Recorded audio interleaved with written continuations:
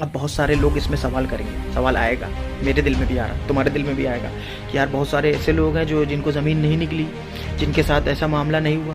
یہ بات ہے قرآن کی، یہ بات ہے اللہ کی، لیکن لوگ مووی دیکھتے ہیں، اسلامک ویڈیو نہیں۔ لوگ قرآن حدیث سننا نہیں چاہتے، لیکن میرا کام ہے ویڈیو بنانا۔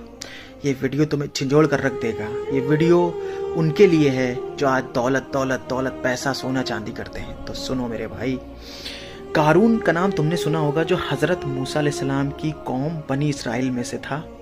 شروع میں وہ نیک اور دینی انسان تھا، بہت اچھا تھا، لیکن جب اللہ نے اسے بے حساب دولت دی تو وہ گھمنڈ اور تکبر میں ڈوب گیا۔ آگے سنو، اللہ تعالیٰ نے اسے اتنی دولت دی تھی کہ قرآن میں آتا ہے کہ قارون موسیٰ کی قوم میں سے تھا، پھر اس نے ان پر زیادتی کی، اپنی قوم پر۔ ہم نے اسے ایسے خزانے دیے تھے، سنتے جاؤ میرے بھائی، جس کی چابیاں کئی طاقتور آدمیوں کی ایک ٹولی بھی مشکل سے اٹھا سکتی تھی۔ ارے میرے بھائی، یہ چابی کا حال ہے، یہ صرف چابی ہے، سوچو دولت کتنی ہوگی۔ یہ سورہ القصص کی آیت ہے۔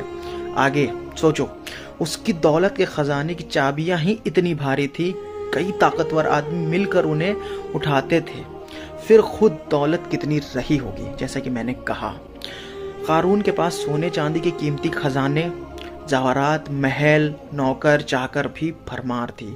جب وہ اپنی پوری شان اور شوکت کے ساتھ نکلتا تو لوگ دیکھ کے معلوم ہے کیا بولتے؟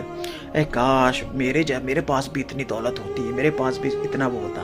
لیکن آگے ایمان والوں کا کیا ذکر آ رہا ہے، سنو۔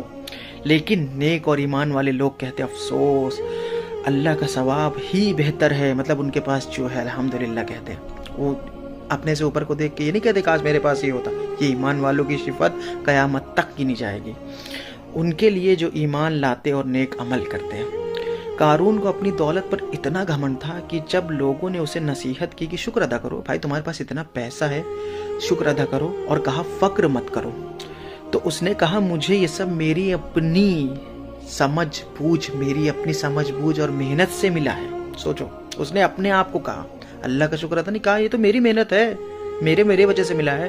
آگے سنو، یہی اس کی بربادی کی وجہ بنی۔ اب وہ خزانہ کہاں گیا، وہ چابی کہاں گئی، آگے سنتے جاؤ۔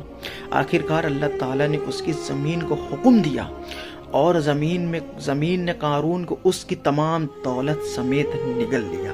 بھائی یہ عذاب تھا۔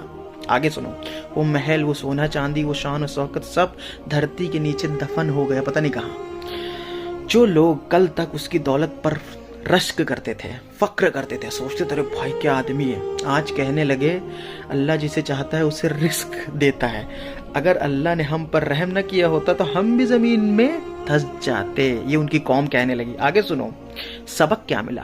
یہ واقعہ ہمیں سکھاتا ہے کہ دولت اللہ کی نعمت ہے، مگر تکبر اس کی نافرمانی ہے۔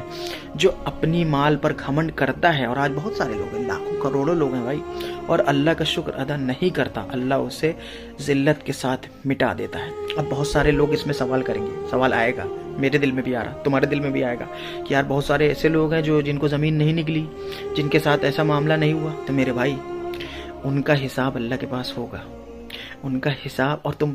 اور میں ایک بات بتا دوں، جتنا بڑا آدمی ہے نا، اتنی دولت ہے جس کے پاس، اس کو رات میں صحیح سے نیند نہیں آتی۔ حالات یہی ہے۔ ایلون ماسک کی بیٹی اس سے الگ ہے، اتنا پیسہ ہے، کیوں الگ ہے، کیوں جھگڑا ہے اتنی؟ وہ یہ تک بولی کورٹ میں کہ مجھے اپنے باپ کا نام نہیں چاہیے، بتاؤ، جس کا نام 700 بلین۔ سوچو میرے